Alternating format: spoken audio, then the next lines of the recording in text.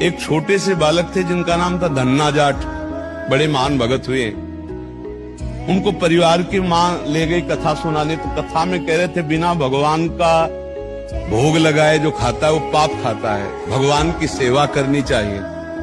तो घर में आए, अपनी माँ से कहा, 8-10 वर्ष के होंगे, कि हमारे घर में तो भगवान है नहीं, भगवान का भोग नहीं लगता, पाप खाया जाएगा, अब कैसे होगा।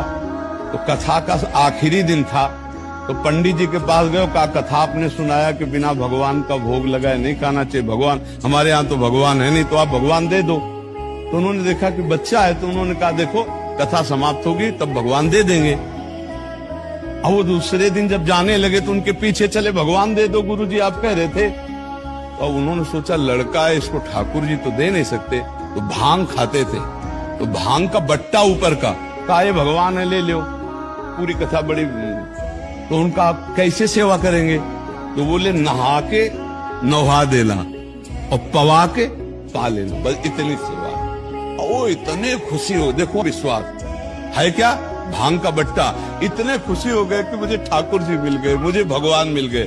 घर में गए, नहाया और ठाकुर जी को ना, वही मतलब भांग के बट्टा को ना, और बाजरे की रोटी गरीब आदमी सामने रखा, पाओ प्रभु।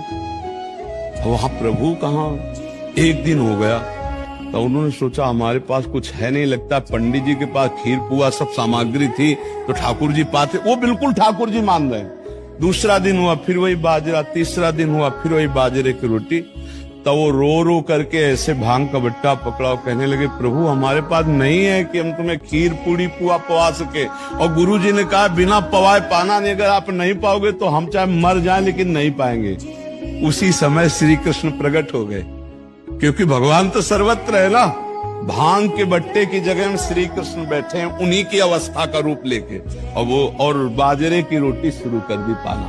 तो बोले देखो तुम कितने निर्दयी हो, 3 दिन से तो हमें भूख लगी है, तो हमारे घर में ज्यादा कुछ है नहीं, 1-2 रोटी माँ बना पाते, गरीब आदमी, पूरी रोटी तुम नहीं पाओगे, आधी हमें दो आधी तुम पाओ। भगवान ने, और फिर जो लीला का विस्तार हुआ कि धन्ना सेठ हो गए, अपार वैभव।